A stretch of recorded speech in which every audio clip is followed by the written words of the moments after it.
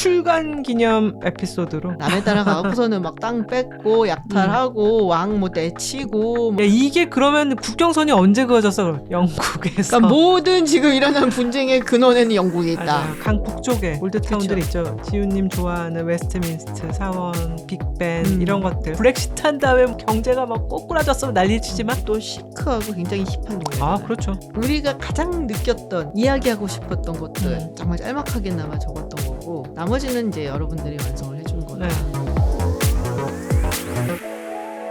네, 안녕하세요 여러분. 롱테크 김지훈입니다. 안녕하세요, 전화입니다. 네, 아유 오늘은 참 마음이 편안한 오후네요. 일단 책이 나왔기 때문인 것 같아요. 끝내면서. 맞아요. 정말 이렇게 봐도 어떻게 오탈자가 많냐. 좀 고민을 한 게 이 오탈자 잡는 거를 내가 AI를 활용을 못 하고 있나? 이 원고를 AI가 할 수 있나? A한테 뭐를 올려서 잘 해줄 수 있을까? 뭘 안 해봤는데 한번 해볼까 다음에? 그러니까. 네. 일단 나오니까 마음이 편한 거잖아요. 맞아요. 네. 약간은 이제 서프라이즈 하려는데 네, 그동안 얼마나 이렇게 수면 밑에서 이렇게 발을 이제 그러니까. 하면서 다크서클 이렇게 내려오고 막 그래서 음. 이렇게 저희가 책을 냈고요. 네. 오늘은 지금, 네. 출간 기념 에피소드로 이 책에 담은 도시 중에 김지훈 박사의 최애 도시를 얘기를 해보려고 합니다. 네. 바로? 런던이죠. 사실 그전에도 런던 얘기 해볼까 몇 번 네. 그랬다가 이제 미뤘었는데 이번에 책을 내면서 본격적으로 한번 런던 얘기를 해보자. 근데 왜 좋아하시는 거예요? 저도 신기한데 보통은 이제 런던 파리 하면은 파리를 좋아하시는 분들이 좀 더 많아요. 제 주변에는. 그냥 가면은 그냥 로맨틱하잖아. 다 사랑하고 싶잖아 막. 프랑스라는 어떤 그 느낌도 있고 그런데 저는 런던이 훨씬 좋아요. 네, 그래서 저도 궁금하거든요. 왜 나는 이렇게 런던을 좋아할까? 농담 삼아서 이게 제국의 위용을 느낄 수 있다. 심장이다. 맞죠. 막 이런 농담도 하고 뭐 꼭 그것만은 아니겠죠. 그러고. 아니죠. 근데 이제 런던을 걷다 보면은 그 시간의 흐름이 이렇게 보이는 듯한 그런 생각도 되게 많이 들고 왜냐면 런던이 되게 오랜 시간 동안 공격받지 않았던 데거든요. 그러니까 그대로 남겨져 있고 그리고 영국 사람들의 특성이 뒤집어 엎고 막 이런 거 안 하잖아요. 그렇죠. 프랑스 같지 않잖아. 큰 혁명은 없었죠. 그렇죠. 그래서 그런 면에서 굉장히 연속성이 있다라는 것도 매력적이고 그리고 산업혁명 때 이야기 이런 걸 되게 좋아해요. 그 역사를. 그러니까 뭔가 가면은 이렇게 로망이 이루어지는 듯한 느낌? 그리고 그 골목골목마다 이 시대 여기가 굉장히 잘 살았지. 뭐 이런 것들이 좀 보이잖아요. 건축물들을 보면은. 그런 것도 좋고 런던을 아주 좋아합니다. 저도 좋아하고 자주 간 도시기도 하고요. 사업적으로 많이 갔죠. 출장을 가장 많이 간 도시 중에 하나인 게 삼성은 유럽 총괄 본부가 이제 런던 근교에 있기 때문에 뭐 자주 갈 수밖에 없었고 거기 이제 큰 고객들, 통신사들도 있고 해서 가면서 이제 짜투리 시간에 이제 보기도 하고 또 이제 아쉬운 게 있으면 휴가 때 시간을 내서 보기도 했는데 저는 그래도 뭐 역시 미술관 뭐 이런 것들 때문에 좋아하기도 했고 그런 것도 되게 좋은 것 같아요. 그러니까 런던이 굉장히 보수적인 동네임에도 불구하고 또 시크하고 굉장히 힙한 동네잖아요. 그렇죠. 어떻게 저러고 다닐 수 있지? 라는 사람을 가장 많이 볼 수 있는 데가 사실은 유럽에서 런던이 아닐까? 라는 생각이 들 정도로 약간 이중적인 사람들일까? 이런 그런 맞아요, 생각도 맞아요. 들죠. 네. 굉장히 보수적이지만 그 안에 펑크적인 것을 맞아요. 숨기고 있는. 그런 약간 양면성 이런 것들이 또 런던을 굉장히 매력적으로 만든다라는 생각이 좀 들고 네. 그래서 뮤지엄 중에서는 저는 거기도 되게 좋았어요. 빅토리아 날버트. 거기는 뭐랄까 굉장히 생활 밀착형 전시도 많죠. 의상에 대한 맞아요. 것도 있고 네, 여러 너무 가지. 예쁘고 근데 거기가 원래 1851년에 이 런던에서 처음 박람회를 했거든요. 만국 박람회를 최초로 한 곳이 이제 런던인데 그때 이제 크리스탈 팔리스라고 해서 지금 그걸 남겨놨으면 참 좋았을 텐데 유리로 이렇게 만들어서 거기 이제 전시하고 그리고 이제 철거를 했는데 거기서 이제 이거 굉장히 획기적이고 좋다라는 그런 제품들을 가지고 와갖고서는 이제 전시를 하기 시작을 했다가 나중에 계속해서 그 컬렉트를 해갖고서는 이제 빅토리아 앤 알버트라는 그 이름을 가지고 뮤지엄으로 개관을 한 거거든요. 이거 보고 있으면 이게 참 어떻게 보면 안 좋은 건데 왜냐면은 이게 제국주의 역사잖아요. 근데 그 시대가 그렇게 흥미로워. 그렇게 재밌고. 그렇죠. 이제 수탈당한 곳들이 굉장히 많았고 사실 한국도 그 중에 하나이긴 하지만 그럼에도 불구하고 이 시대에 얼마나 국가들이 탐욕스러울 수 있었고 이 유럽 국가들이 어떻게 전략을 펼치고 어떻게 외교를 하고 어떻게 전쟁으로 가고 이런 스토리들이 너무 흥미로워요. 굉장히 화려한 시대였지만 곧 전쟁이 닥치는 그렇죠. 세계 1차 대전이 이제 닥쳐서 세상을 정말 공허와 굉장히 그렇죠. 그 허무주의에 빠지게 한 그런 시기이기도 했죠. 그 전에는 사실 이런 식으로 과학기술이 발전하고 네. 사람들의 수명이 길어지고 이제 뭐 미래는 장밋빛이야 막 이랬거든요. 나폴레옹 전쟁이 끝나고 빈체제 들어서고 그리고 1차 세계대전까지 큰 전쟁이 없었어요. 보불전쟁 같은 거라든 크림 전쟁 이런 게 있었지만 그거는 뭐 메이저 전쟁이라고 할 수가 없잖아요. 그래서 1차 세계대전이 있었단 말이에요. 100년 만에. 그 사람들이 그렇게 사람이 많이 죽을 줄 몰랐다 그래요. 몰랐죠. 이때까지 그 쭉 경험상 뭐 그리고 대충 뭐 과학기술이 이렇게 발전했으니까 뭐 전쟁 잠깐 하고서는 뭐 금방 끝나겠지 했는데 이렇게 참혹한 전쟁이 될 줄 몰랐다. 그래서 유럽 사람들은 굉장히 충격이었는데 그래서 요새 사실 그 얘기를 한 사람들이 되게 많아요. 80년 동안 1945년에 2차 세계대전이 끝나고 지금까지 나름 평화롭게 지냈단 말이에요. 그럼요. 메이저 전쟁 없이. 아 이제 할 때가 된 거 아니냐? 라는 얘기를 한 사람들 꽤 있어. 평화의 시대는 끝나고. 그래서 뭐 여러 가지로 그래서 그 시대에 굉장히 관심이 많고 뭐 좋아하는데 근데 뭐 저한테만 그럴 것도 아닌 게 은하님도 런던에 대한 얘기를 워낙에 많이 써서 그래서 우리가 분량을 줄여야 됐어요. 아, 그렇죠. 네, 되게 많이 쳐냈던 섹션이 사실은 런던 섹션이었어요. 사실 넣으려고 욕심도 부리지 않았던 부분이 내셔널 갤러리. 왜냐하면 내셔널 갤러리 자체 역사와 소장품이 맞아요. 너무 방대해서 맞아요. 거기 너무 내용이 길어질 것 같고 그렇기 때문에 이제 넣지 못했었죠. 둘 다 암묵적으로 그 생각을 했지. 이거는 넣으면 안 돼. 그러면 이게 한 권의 책이 돼. 약간 런던만 갖고도 한 권이야. 그래서 이제 뭐 다루지는 못했는데 조금 아쉬운 부분이 있었죠. 요즘 재밌는 게 저희가 강의를 들으면서 루브르와 내셔널 갤러리에 대해서 또 공부를 하거든요. 네가 제일 많이 하지 않냐?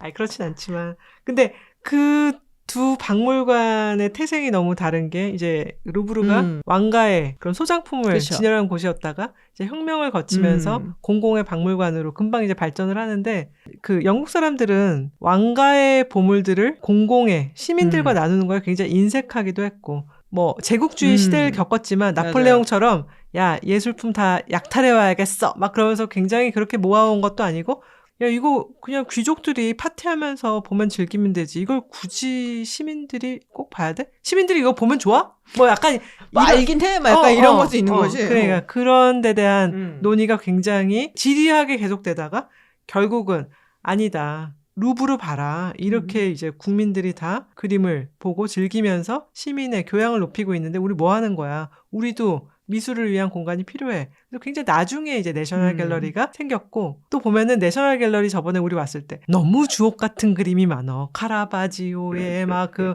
뭐 터너도 당연히 있고 막 그런데 다시 이번에 이제 조사를 해봤더니 총 소장품이 2,300점. 물론 주옥 같은 거죠. 그런데 루브르 50만 점이 일단 있어요. 너 그에 비하면은 50만 점이 있어갖고 막 잊어버리고 왕관도 왕관도 훔쳐갖고 도둑맞는데 모르고 뭐 이런 거 그렇긴 한데 35,000점이 걸려져 있고 50만 점이 총 소장이 됐다고 하는데 규모나 성격이 사실은 그 내셔널 갤러리랑은 굉장히 다르죠. 아까 말했던 혁명이라는 큰 사건을 겪으면서 사회가 급변하는 그 프랑스라는 국가와 굉장히 점진적으로 발전을 해나가는 영국이라는 국가의 그쵸. 태생적 차이를 보여줄 수도 있겠죠. 그게 1824년인가 네. 이제 그때 이제 만들기로 해갖고서는 세워진 거잖아요. 근데 그 시대적인 얘기가 좀 있기는 하더라고요. 당시에 이제 조지 3세 그리고 조지 4세 그때쯤이란 말이에요. 이제 조지 3세가 이게 되게 불운한 왕이야. 어떻게 보면은. 약간 정신병도 있었고. 정신병도 있었고 1760년부터 1820년까지 있었던 왕인데 그 당시에 겪었던 일만 해도 아주 굵직굵직해요. 미국하고 이제 독립전쟁 해갖고 쳤잖아. 어쨌든 프랑스 대혁명 있었으니까 뭐 물론 자기네들에 있었던 건 아니지만 그 당시 프랑스 대혁명을 보고 유럽의 모든 왕가들이 떨었거든요. 저거 우리도 이렇게 되면 어떡하지 하고. 그렇지. 그리고 이제 나폴레옹이 등장을 했었고 그래서 전쟁을 또 했었고 정말 풍파를 많이 겪을 수밖에 없었던 또 심각한 사람이었기 때문에 약간 정신적으로 이상해지는 게 이상하지도 않다. 네, 그럴만하다.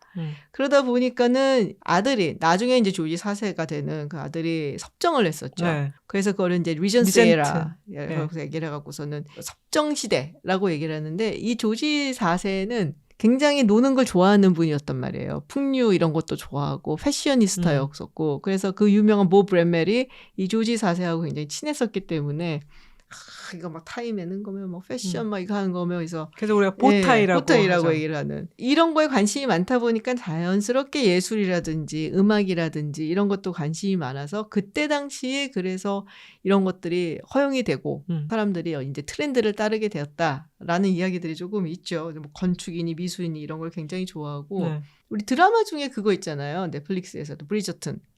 이게 아, 이제 요즘 고시대 엄청 얘기지. 인기죠. 네. 요새도 몇 시즌 몇이냐 그게? 이게 거기 여러 손숙 번 씨의 했는데. 손녀가 나오면서 한국 사람들에게 더 이제 화제를 그럼 손숙 씨 모으는. 손녀예요, 네. 그분이? 오, 그렇구나. 그래서 음. 상류층 사교 패션 이런 게 이제 런던에서 네. 막 이제 뜨기 시작할 때니까 그래서 시기적으로 이제 조금 맞아 떨어진 것도 있는 거죠. 근데 만약에 빅토리아 시대로 그때 넘어왔고 그때 뭐 얘기를 나왔다 그러면 조금 달랐을 수도 있는 게 빅토리아 시대는 조금 도덕룰이라든지 이런 것들이 좀 강조가 되던 시기였거든요. 근데 좀 양면적이긴 해요. 그러면서 식민지는 그렇게 그냥 치고 다녔으니까. 근데 그게 있었대요. 아무리 그래도 자기를 좀 민망하잖아. 남에 따라 가고서는 막 땅 뺏고 약탈하고 왕 뭐 내치고 뭐 아니면 자기 마음에 드는 사람을 갈아치우고 그러니까 그래서 그래서 우리가 도덕적으로 우월한 굉장히 문명화된 이런 사람들인 걸 보여줘야 된다라는 게 있어서 그래서 빅토리안 시대에는 조금 더 도덕룰 같은 게 강했다. 그런 얘기가 있더라고요. 왜 우리 정골북 너다드 키플링 네. 그 화이트맨스 버든이라든지 뭐 이런 얘기 있잖아요. 그게 이제 저 미개한 저 아시아나 아프리카의 사람들을 개화시켜주고 좋은 세상으로 인도하기 위해서 이게 얼마나 힘든 건데 우리 백인들이 그 짐을 지고 있는 거야. 그런 얘기를 해야 되니까 훨씬 더 조금 도덕적으로 사실 근데 거죠. 그게 또 이해가 되는 게 요즘에 많은 중동 문제라든지 여러 가지 문제 중에 야 이게 그러면 국경선이 언제 그어졌어? 그러면 영국에서 그러니까 모든 지금 일어난 분쟁의 근원에는 영국에 있다. 맞아요. 뭐 이런 얘기가 나올 아프리카라든지 정도로. 중동이라든지 여러 가지 문제가 영국에서 시작된 문제들이 꽤 있죠. 다니면서 땅 따먹게 하고 그렇죠. 뭐 그랬을 때니까. 네. 그래서 저희가 이제 미술관 얘기를 하면서 내셔널 갤러리 얘기는 아쉽지만은 이제 접고 할 수가 없었습니다. 제가 이제 사랑하는 보석 같은 작은 미술관 월리스 컬렉션 얘기를 이제 하게 됐었고 테이트 브리튼과 테이트 모던 얘기를 하게 됐는데 제가 좋아하는 그림이 이제 테이트 브리튼에 많죠. 가장 좋아하는 건 존 싱어 사전트의 카네이션 백합 장미. 물론 존 싱어 사전트는 너무나 많은 아름다운 그림을 남겼죠. 주로 사람들의 초상화, 상류층의 여인들 그림도 많이 그렸고 그러다 보니까 이제 마담 X 같이 조금 이제 과해서 프랑스 사격의 여인이었지만 사실 그 주인공 그 버지니 고트루라는 여인은 미국 사람이었어요. 존 싱어 사전트도 미국 사람이었고 파리의 미국인들이죠. 그 사람들이 이제 둘이 의기투합을 해서 굉장히 기념비적인 초상화를 남겼는데 드레스, 오프숄더 드레스에 이제 어깨끈을 막 내리게 하고 이러면서 엄청나게 파리 사람들이 또 갑자기 뒤에서 다 호박씨 까고 있는 사람들 같은데 막 욕을 하는 거야. 아니 저게 그림이 너무 외설적이고 저 뭐야 어깨끈이 저게 뭐야 막 그랬더니 사전트가 또 어깨끈은 살짝 고쳐서 다시 그리기도 했는데 이 사람들 정말 되게 짜증나네. 뒤에서 호박씨 까고 앞에서 저렇게 막 그 도덕률을 또 따지고 파리 사람들 이제 짜증나 이러면서 영국으로 건너가서 잠시 머무르죠. 그때 작업을 했던 그림이 바로 이 그림인데 친구가 됐던 사람의 집이 코츠월드. 관광 많이 가는 자연도 아름답고 전통적인 가옥이 있는 곳인데 거기 머무르면서 그렸던 그림인데 말하자면은 영국의 어떤 초여름 밤 아이들이 중국풍의 종이 랜턴을 들고 노는 그림인데 그 빛의 표현이라든지 꽃들의 표현이 진짜 너무나 아름다워서 내가 그냥 초여름 밤에 어떤 그 영국 정원에 서 있는 듯한 그런 느낌을 많이 받아서 시간이 나면 가서 봤던 것 같아요. 제가 아까 이제 삼성의 법인 총괄이라고 부르는데 거기가 좀 교회에 있거든요. 처시라고 하는데 이제 사람들이 맨 처음에 들으면 첼시? 막 그러면 첼시는 이제 런던 축구 시내에 있고 처시라고 이제 좀 교회에 있으면서 시내로 나오긴 굉장히 힘들어요. 그치. 그리고 뭐 3박 4일, 뭐 4박 5일 출장 가서 시내로 왔다 갔다 한다는 게 런던도 교통이 굉장히 막히거든요. 그쵸. 시간이 있을 때는 보통 떠나는 날이 보통 런던에서 서울로 오는 비행기가 오후에 있기 때문에 오전에 이제 일을 마치고 한 3-4시간 있으면은 그때 할 수 있는 일이 별로 없어요. 3-4시간 동안 그치. 내셔널 갤러리도 보려면 맞아. 너무나 커서 잠시 머리를 식히자라고 할 때는 테이트 브리튼을 가서 규모도 사실 조금 뭐 아담하다고 하기는 어렵고 굉장히 많은 좋은 컬렉션이 많지만 제가 이제 주로 본 것은 존 싱어 사전트의 그림과 또 에버렛 밀레이의 오피리어. 이걸 이제 2개 보고 나면 뭔가 마음도 안정되고 같은 그림을 계속 보고 나오는 그 얘기를 이제 책에 한번 실었었죠. 존 싱어 사전트 그림 너무 좋아해서 제가 선물도 한번. 그래서 제가 그 얘기를 하려고 그랬어요. 왜냐면은 저는 2 그림 다 너무 좋아해요. 저도. 근데 오피리어 같은 경우는 처음 봤던 거는 제가 어릴 때였어요, 사실. 저희 부모님이 책을 사주셨는데 요즘으로 말하면은 이제 그림 명화와 함께 보는 뭐 셰익스피어 비극 뭐 이런 거였어요. 근데 거기에 실려 있었던 그 햄릿에서 이 그림이 있었던 거예요. 햄릿은 안 읽고 그림만 본 거예요. 근데 이 그림이 너무 그 어린 나이에 봤을 때 너무 예쁜 거예요. 그렇죠. 그리고 너무 슬프고 그리고 너무 처연해. 그러니까 이렇게 누워갖고서는 그 초록색 수초가 막 이렇게 있고 거기서 약간 막 비치는 게 옷을 입고 하고 죽어있는 모습이 너무 아름다워서 비극적인. 그래서 이런 모습이었던가 정말로. 그래서 그게 너무 인상적이었기 때문에 어릴 때 본 게 아직도 기억에 남았었는데 되게 유명한 여성이죠, 이분이. 어떻게 보면 당시 라파엘 전파 화가들의 어떤 뮤즈 같은 인물이었고 그리고 그중에 라파엘 전파 화가 중에 한 명이었었던 로세티랑 네. 동거를 오래 하고 그러다가 이제 나중에 결혼은 했던 걸로 제가 기억을 하거든요. 근데 이 진짜 나쁜 남자야, 이 남자가. 로세티가.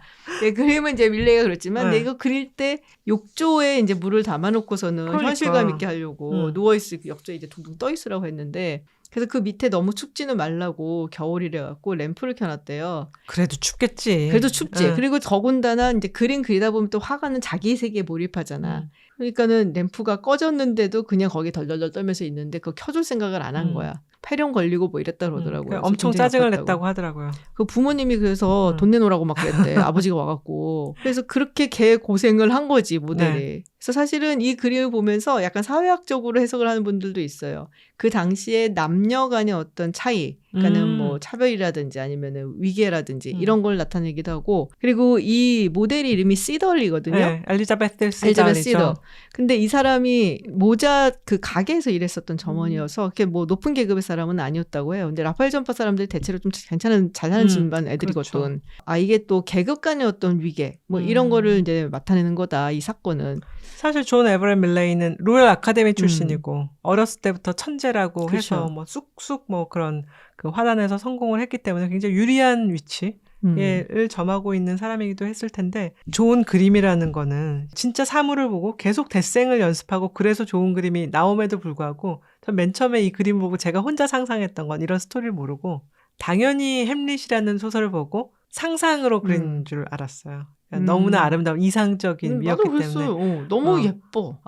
저걸 설마 진짜 모델을 보고 저러고 해놓고 그렸다고? 라고 했는데 이 이야기를 알고 다시 봤을 때 왜 그 얼굴이 반쯤 물에 잠겨있는 그런 면의 처리 이런 것들을 사실은 상상으로 그리기는 어려운 거지. 진짜 그 시달이 어떤 식으로 누워있는지 모르지만 그 코만 내놓고 이렇게 있는 맞아요. 그 부분에 그런 걸 다 관찰을 해서 그렸기 때문에 결국은 이 그림이 정말 물에 지금 나무에서 떨어져서 물에 떠있는 오피리아 같은 느낌을 팍 주는 건데 맞아요.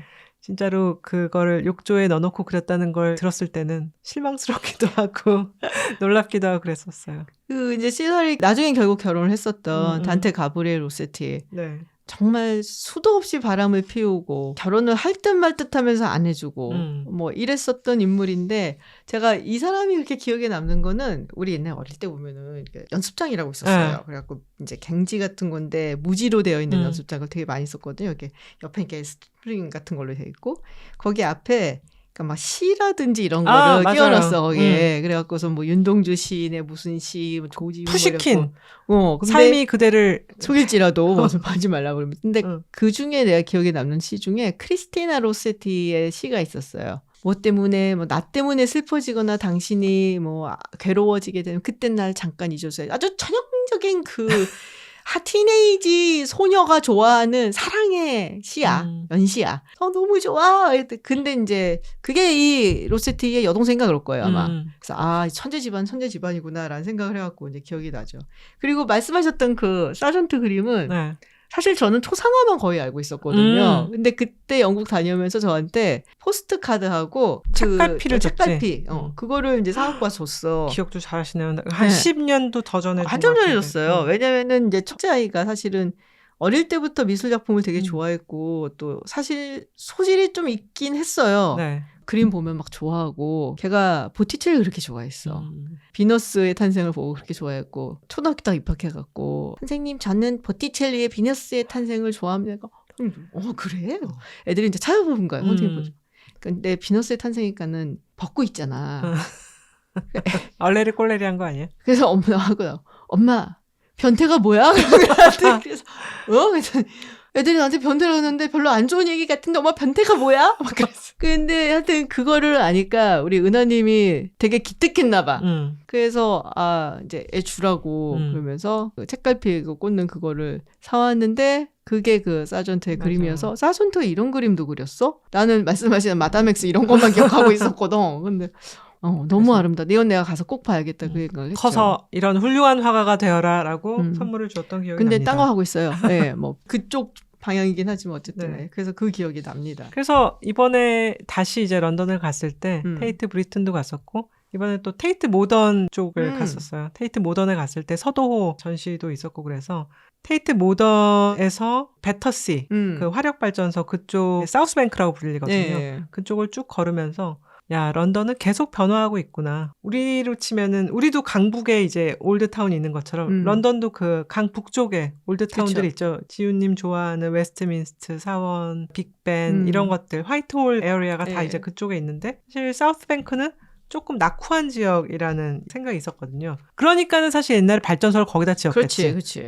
근데 지금 그 발전소 자리를 몇십 년 전에 테이트 모던으로 미술관으로 만들고 또 배터시 발전소도 다시 리모델링을 해서 상가랑 여러 가지 복합시설로 만들어서 거기를 이제 걸으면서 유서 깊은 도시잖아요, 런던이. 그렇죠. 정말 옛날 로마 시절부터 계속 있었던 도시인데 계속해서 변화하고 있구나. 사우스뱅크 그 지역이 최근에는 호텔들도 좋은 게 많이 들어서 이번에 거기서 이제 묵기도 했는데 진짜 거기서 바라보는 세인트 폴이라든지 빅벤이라든지 그게 또 굉장히 좋더라고요. 그렇죠. 저도 세인트 폴 근처에 이제 숙소를 잡아서 그때 한번 갔었는데 아침에 딱 일어나갖고 나오는데 막 들리면 너무 좋은 거예요. 앞에 딱 보이고 그러면서 거기 또 앉아있는 사람들 이런 거 보면서 정말 너무 좋다. 막 그런 생각을 할 수밖에 없었는데 저는 사실 이제 전공이 그쪽이라 그런지 빅벤하고 웨스트민스터가 너무 좋더라. 사실은. 예. 그래서 빅벤 얘기를 되게 많이 하고 싶었어요. 그러니까 네. 왜냐면은 얼마 전까지는 사실은 이제 공사한다고 가려놨다가 몇 년 전부터 이제 그거를 공개를 해갖고서는 다시 사람들이 가서 볼 수도 있고 사진도 찍게 됐는데. 그 이름을 얘기해줬잖아요. 예. 엘리자베스 타워. 엘리자베스 타워. 근데 이 빅벤을 그냥 시계탑으로 생각들을 많이 하시잖아요. 맞아. 예. 저도 그랬습니다. 워낙 상징적이고 그래서 런던 하면 떠올리는 그 시계탑. 81gen의 세계 일주 하면 딱 떠오르는 그곳 막 이렇게들 생각들을 많이 하시는데 이 시계라는 것이 우리 일상을 얼마나 많이 바꿔놨나. 또 이 빅벤이라는 것이 무엇을 의미하고 우리 일상에 들어와갖고 우리뿐만이 아니라 전 세계 사람들의 일상을 사실 바꿔놓은 거거든요. 그래서 그런 얘기를 되게 많이 담고 싶었어요. 이거 시계가 가지고 있는 혹은 시간이란 개념이 가지고 있는 파워. 네, 그 얘기를 이제 되게 많이 하고 싶었거든요. 세계의 기준이 된다는 거? 그렇죠. 사실 그리고 이제 웨스트민스터 같은 경우는 영국에 이제 의회가 있는 이제 건물이다라고 이제 대충 생각을 하고 뭐 예전에 뭐 궁으로 쓰였다라고 얘기를 하지만 원래는 이제 궁으로 쓰이다가 이게 화재가 나면서 헨리 8세가 노는 것도 좀 좋아하시고 많이 낡고 그러니까 이제 옮겨버리잖아요. 이제 화이트홀 이런 데로. 그 전에도 물론 이제 의원들이 모여서 회의도 하고 그랬는데 이제 왕이 옮겨가 버리니까 여기 이제 우리가 차지하고 눌러 앉은 거잖아요. 근데 저는 이 웨스트민스터에서 벌어지고 있는 영국 의회 일들이 너무 재밌어요. 그냥 유튜브 찾아보시면요. 질문하고 이러는 이제 매주 수요일에 열리는 그게 되게 많아요, 영상들이. 막 소리 지르고 싸우고 먹고. 장난이야.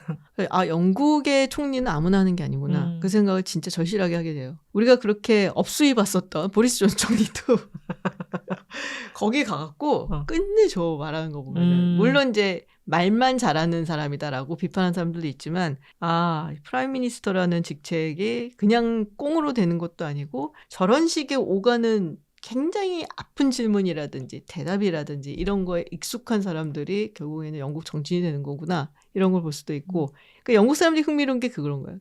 예를 들면은 지금도 영국 의회 그 하원 의원들이 모이는 회의장에는 국왕이 못 들어가요. 왜지? 찰스 1세 때 한번 이제 국왕이 들어가고선 의원들을 막 체포하려고 난입을 한 적이 있거든. 그래서 그 이후로는 국왕이 못 들어와요. 그게 언제적 얘기냐고 지금. 그러니까. 그래서 지금 찰스 3세에 못 들어가십니다. 근데 그걸 지금까지 지키고 있다는 게 영국 사람 정말 참 개짜스러운 부분이 들어가는 것 같아요. 그리고 너무 유명한 거는 거기에 이제 초록색 양탄자 같이 이렇게 있는데 빨간색으로 줄이 이렇게 그어져 있거든. 넘어오지 말아라. 이게 딱 칼 두 자루를 이렇게 딱 했을 때 그 길이거든요. 옛날에 막 이제 논쟁하고 그러다가 이제 칼싸움 벌어지면은 이제 싸우지 못하게 하려고. 그래서 딱 그 길이만큼 금을 그어놓고 그야말로 선 넘지 마라. 딱 그렇게 하는 거죠. 그러니까 그런 흥미로운 요소들이 너무 재밌어요. 빅뱅 같은 경우도 아까 잠깐 말씀드렸지만 옛날에는 시간이 다 달랐거든요. 그러니까 농업사회는 시간이 달라 상관없잖아. 뭐 해 뜨는 시간에 대충 일어나갖고서는 나가서 일하고 그리고 뭐 추워지면은 뭐 이쯤 됐으면 우리 절기 따지듯이 뭐 추수해야 되고 뭐 이런 식이었는데 그래서 런던하고 뭐 예를 들면은 뭐 리버풀하고 뭐 이런 시간이 다 다른데 아무 상관이 없었는데 산업혁명이 시작이 되고 증기기관이 발명이 되고 기차를 통해서 이게 물류를 이동을 하고 하다 보니까 출발한 시간, 도착한 시간, 그다음에 받아가는 시간, 이 유통이라든지 물류라든지 이런 걸 위해선 정확한 시간이 필요하단 말이에요. 그때부터 이 시간이란 개념을 정확하게 받아들이기 시작을 한 거죠. 그러니까 산업계에서는 이제 그런 식으로 시간의 개념을 조금 일찍 받아들였는데 아직 사람들의 일상에 들어오진 않았었거든요. 근데 이 빅벤이라는 것이 사실은 이제 런던을 비롯해서 영국 사람들 더 나아가서는 세계에서 모든 사람들한테 기준 시간이 이런 것이다라는 것. 여기에 시간을 맞춰서 우리가 살아야 된다. 그러니까 시간 속에 담겨져 있는 거대한 권력인 거예요. 옛날에 나는 왜 기준 시간 그리니치 천분된지 정말 몰랐다니까. 미국이 제빵 아닌가? 그 생각을 되게 많이 했죠. 왜 그리니치야? 그랬었는데 나중에서 그걸 알고는 되게 흥미로웠던 기억이 나요. 그러니까 시간을 지배하는 그 측면이 있고, 그렇죠. 또 하나는 뭐 어쨌거나 부인할 수 없는 게 언어. 이제 저희가 맞아요. 잉글리쉬라는 게 지금까지 그 누적적으로 경제 성장률을 다 계산을 해보면 영어 사용 국가들의 경제 성장률이 누적적으로 가장 높았다라는 영국하고 미국하고 있으니까 이제 어쩔 수 없는 거기도 하고 지금은 많이 이제 콩글리시라고도 하지만 글로비시라고도 하고 사람들이 어쨌거나 굉장히 단순하고 투박하더라도 다 영어는 어느 정도 그쵸. 이제 쓰고 이젠 또 AI를 쓰기 때문에 AI한테 그 질문을 제대로 쉽게 하고 쉽게 답을 받으려면 아무래도 다른 언어보다는 AI가 가장 훈련이 많이 된 영어를 이제 하는 게 좋고 라고 하면서 그거를 지배하고 있다는 거는 정말 영국이 여러 가지 부침이 있고 뭐 브렉시트 한 다음에 뭐 경제가 막 꼬꾸라졌으면 난리치지만 저력이라는 게 그런 데서 아직 있다는 게 사실 제가 그 미술관에 대해서도 영국의 미술관에 대해서는 굉장히 각별한 느낌을 갖고 있는 게 세상에 참 좋은 미술관 많잖아요. 뭐 루브르도 정말 아까 말한 대로 어마어마한 규모. 뭐 루브르는 그것도 다 그 소장을 못 해갖고 50만 점이 있으니까 나머지는 또 왜 인상파 이후는 막 오르세에 이제 갖다 놓고 뭐 뽕피두에 갖다 놓고 뭐 이런 식으로도 하고 뭐 거대한 걸로는 뭐 메트로폴리탄도 거대하고 유럽 미술관의 원형 중에 하나는 우피지가 이제 있기도 한데 런던의 미술관들에서 제가 가장 미술사를 많이 배웠던 것 같아요. 기본적으로. 왜냐하면 그 런던 내셔널 갤러리의 상설도 좋지만 특별전을 하거든요. 뭐 예를 들어 티치아노, 라파엘로 그럴 때마다 외국의 이제 그림들을 어마어마하게 빌려와서 이탈리아에서 빌려와서 제일 잘하는 거는 그걸 연대순으로 정리하고 엄청난 설명을 달고 아무리 제가 피렌체를 자주 가도 그냥 보고 오고 아 좋다 하지만 다 알 수가 없잖아요. 그 많이 봤던 거를 아 이게 그거였어? 이걸 깨닫게 해준 데는 내셔널 갤러리의 특별전이 굉장히 좋았어요. 그런 정리와 그런 전시의 역량이 영국 사람들한테 굉장히 뛰어난 능력이 아닐까? 그런 생각을 하죠. 제가 항상 얘기하는 게 그거예요. 제국은 기록의 역사를 맞아요. 가지고 있다. 그래서 그런 기록이라는 것을 잘하는 나라가 결국엔 강대국이 되고 그리고 제국이 되고 제국이라든지 강대국 중에 그걸 안 했던 나라는 없어요. 그리고 제가 미국 정치를 공부하면서 느꼈던 게 정말 절실하게 느꼈던 게 그거거든요. 어떻게 이걸 하나하나 다 기록을 했을까? 뭐 이런 것들. 뭐 내셔널 갤러리 가면은 저는 이제 사실은 좋아하는 그림 너무 많지만 너무 많죠. 뭐 하나 정하기도 되게 힘들어 사실은. 그러니까. 그 레이디 제인 그 처형 제인 그레이의 처형. 네. 그 그림도 너무 좋아하고 그 역사를 볼 수 있다는 게 되게 좋은 것 같더라고요. 그리고 저는 또 이제 터너 그림도 굉장히 좋아하거든요. 테메레르 섬의 마지막 항해 그걸 보여주면서 아이들한테 막 설명해주지. 이게 산업혁명 시대 이제 범선이 사라지고 이제 증기기관이 등장하고 저기 뭐 예인선을 봐라 어쩌고 막 설명을 해주고 막 근데 우리 첫째는 도망가고 둘째만 듣고 있었지 그때. 네, 그래서 런던 가면은 항상 배울 게 많다라는 생각을 저도 사실 공감을 합니다. 특히 뭐 내셔널 갤러리 같은 경우는 특별 기획전도 있지만 상설전도 너무 잘 돼 있어서. 그렇죠. 뭐 아까 2,300점이라 그랬는데 뭐 2,300점이 다 전시돼 있는 것도 아니지만은 거기에 이제 주옥 같은 거를 걸어놓은 것만 보는데도 한 번 방문으로는 부족하죠. 가서 봐도 또 좋고 맞아요. 또 좋고. 참고로 그 터너의 그림은 007에도 나옵니다. 007 이렇게 앉아갖고 내셔널 갤러리에서 보는 장면이 뒷장면이 이렇게 딱 나와요. 사실 내셔널 갤러리가 아까 말했던 대로 지금 트라팔가 광장에 자리를 잡게 되는데 내셔널 갤러리에서 내려오면 넬슨의 동상이 있고 그러면서 이제 쭉 내려오면서 화이트홀까지 이어지는 그 길을 걸어보면 런던이 왕을 그렇게 뭐 한 번은 죽였지만 그런 아주 큰 변화가 없이 점진적으로 쌓아온 그런 저력의 역사를 볼 수 있는 것 같아요. 근데 제가 사실 그 지역에 있는 거가 거기 있으면 너무 편한 게 낮에는 그 미술관을 보고 저녁에 웨스트엔드로 올라가서 공연 그치. 보는 게 너무 편하고 공연 보고 나서 좀 뭐 늦어도 그냥 스르륵 내려와서 또 숙소로 가면 좋으니까 저는 그래서 이제 저번에도 한번 제가 이제 묵었던 숙소 페이지 8 얘기했는데 진짜 거기서 자는 거는 정말 탁월한 선택인 것 같아요. 피카딜리 쪽도 굉장히 좋은 이제 뒤쪽으로 가면은 약간 킹스맨에서 뛰어나올 것 같은 양복들을 파는 약간 이제 젠틀맨 그 그렇죠. 스트릿 같은 데가 있거든요. 남성들 패션 이런 거 막 우산 진짜 우산이랑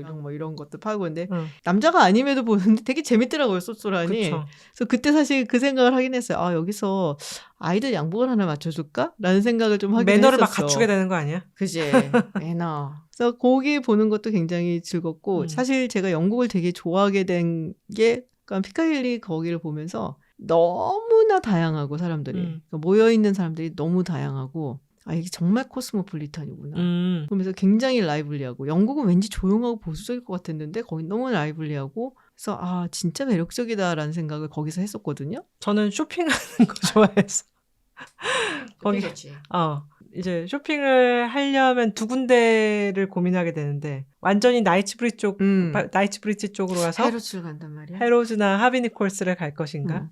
아니면 이제 거기 옥스퍼드 서커스 쪽에서 뭐 리젠트 스트리트에 워낙 좋은 그 샵들이 많고 또 백화점이 이제 셀프리지 백화점이 굉장히 유서 깊은 백화점이 있는데 거기를 예전에 하이스트리트라고 했거든요. 그러니까 워낙 이제 물동량이 많고 판매량이 많기 때문에 야 올해가 지금 불경기 아니야 이런 게 그 연말에 하이스트리트 판매량 같은 걸 파이낸셜 타임즈에서 막 보도를 하는 거야. 근데 이젠 그 보도가 의미가 없어진 거야. 왜냐하면 사람들이 그냥 평소에 온라인으로 다 구매를 그치. 하니까.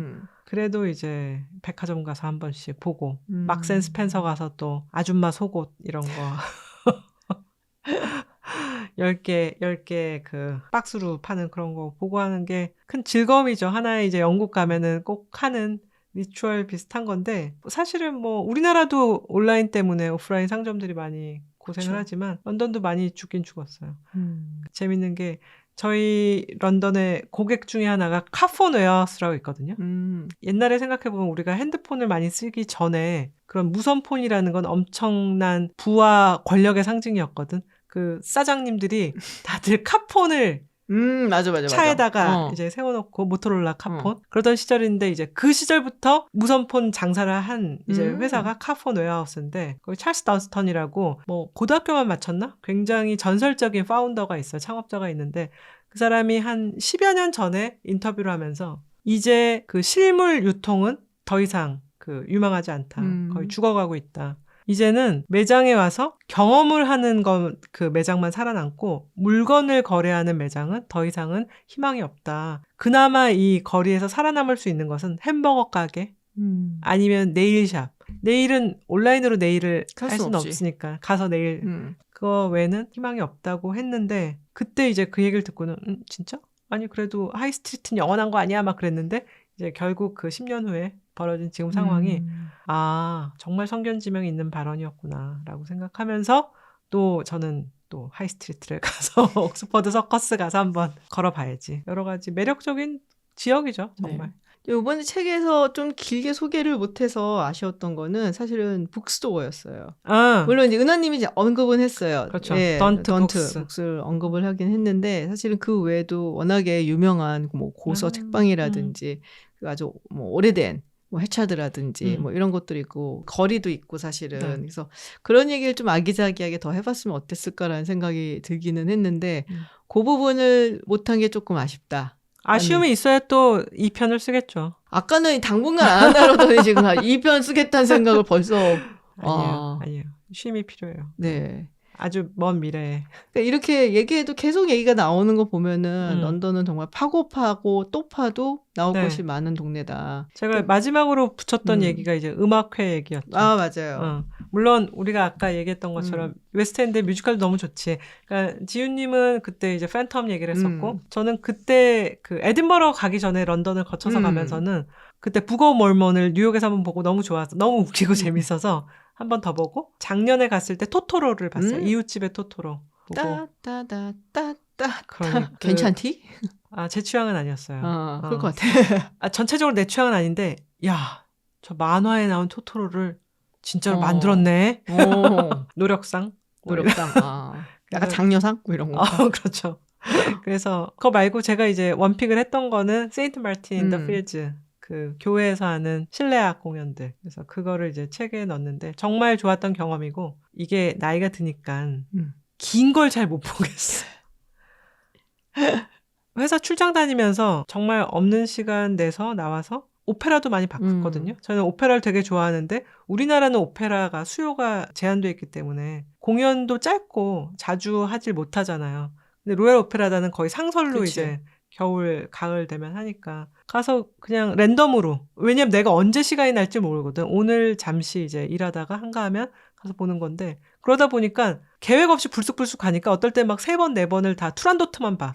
그럼 좀 아까워. 왜냐면은 내가 이렇게 런던에 와서 아까운 시간에 잠시 투란도트만 보고 있어. 투란도트만 줄줄이 어쩔 수 없죠. 3, 4개월 만에 한 번씩 보니까. 그랬는데 최근에는 이 일이 아니고 여행인데도 와, 긴 시간 그렇게 또 자리 붙이고 앉아있는 게 부담스러운 거야. 세인트 마틴 인 더 필즈의 그 실내악은 1시간, 1시간 반? 그거를 이제 교회 안에서 들으니까 여행의 피로가 다 씻겨 내려가는 정화가 되는 과정인 것 같아서 그 책에서 꼭 나누고 싶었어요. 저는 이제 많이 얘기를 했지만 아이들 데리고 뮤지컬 갔었던 게 굉장히 좋았었고 애들한테는 경험이 중요하기 때문에 뭐 굳이 그렇게 뭐 좋은 자리만 고집할 필요는 없다고 하지만 여행을 갔을 때 특히나 뮤지컬 같은 경우는 좋은 자리와 그렇지 않은 자리 차이가 굉장히 많이 납니다. 그래서 기왕이면 웨스트엔드에 가서 팬텀 오브 더 오페라를 본다 그러면은 좀 쓰시라. 이거는 그렇게 강조를 조금 하고 싶어요. 근데 이제 뭐 실내악 얘기를 하셔서 그런데 유럽에 가서는 한 번쯤 클래식 공연을 보는 거는 되게 좋은 것 같아요. 그렇죠. 기회가 될 때마다 이제 보려고 노력은 하거든요. 근데 정말 베를린 가서 봤었던 것도 굉장히 기억이 남았고, 그리고 베를린필은 그 홀 자체가 너무나 매력적이라서 체코에 갔을 때도 이제 봤었던 기억이 나고, 여러 차례 봤던 것 중에서 가장 기억에 남았던 게 짤스부르크였어요. 근데 그거는 뭐 실력도 아니고 피아노 그 콘서트. 예, 전문 연주가라기보다는 당시 이제 짤스부르크의 음악대학 있잖아요. 거기에 다니고 있는 이제 학생이었어요. 석사학위를 하고 있는 학생이라고 들었던 것 같아요. 그래서 약간 예배당 같은데 이제 약간 지하로 내려가고서 거기에다가 정말 조그만 홀 같은데 뭐 의자도 여기에 한 10개, 여기에 한 10개 하고서는 뭐 이렇게 해서 되게 작아요. 그렇게 좋았어, 그게. 역시 모차르트의 후예인가. 근데 굉장히 힐링이 되는 시간이었거든요. 맞아요. 거기 와서 조용히 앉아서 말씀하신 것처럼 길지도 않고 그렇게. 그래서 그런 경험은 되게 좋은 것 같아요. 네. 뭐 굳이 막 나 베를린 왔으니까 베를린필 꼭 봐야 돼. 막 이런 것보다 그런 골목골목에 있는 그 연주회들이 정말 많거든요. 약간 마티네 비슷하게 하는 거라든지 뭐 잠깐 해주는 거라든지 그런 거를 찾아서 듣는 재미. 그리고 의외로 굉장히 퀄리티가 높기 때문에 맞아요. 한 번쯤은 꼭 들어보시라라고 사실 권하고 세인트 싶어요. 마틴 인 더 필즈는 세계적으로 맞죠, 이름이 그쵸, 나 있는 그쵸. 건데 네. 뭐 정말로 좋은 소중한 시간이어서 꼭 가보시라고 권유를 드렸습니다. 예, 그래서 정말 기억에 남는 그런 경험이 될 수 있다라는 말씀을 꼭 드리고 싶었습니다. 런던 얘기를 시작하니 끝이 나지 없어. 않을 것 같은데 오늘은 이렇게 네. 여기까지 런던 얘기를 하고 다음에 또 저희가 여러 군데를 다니고 아니면 런던에 대해서 더 생각나는 게 있으면 런던은 2편을 2편까지 할지도 모르죠. 할 수도 있죠. 사실 네. 하고도 남는데 담기로 하자면 책 한 권으로도 모자랄 수 있는 곳이 사실 런던이기도 해요. 뭐 다른 도시들도 마찬가지고 우리가 가장 느꼈던 가장 이야기하고 싶었던 것들 이 도시에 대해서 정말 짤막하게나마 적었던 거고 나머지는 이제 여러분들이 완성을 해준 거다. 네. 또 공유를 해주시면 저희가 또 거기서 인사이트 네. 얻어서 또 다음에 우리가 갈 때 그 공유해주신 내용을 보고서는 또 갈 수도 있는 거고 네.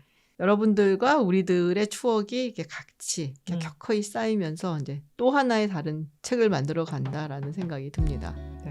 오늘 이렇게 런던 이야기를 해보았습니다. 네. 자, 그러면은 오늘은 여기서 마치고요. 다음에 또 흥미롭고 재밌는 이야기로 돌아오겠습니다. 롱테크 김진이었습니다. 전원이었습니다. 고맙습니다. 감사합니다.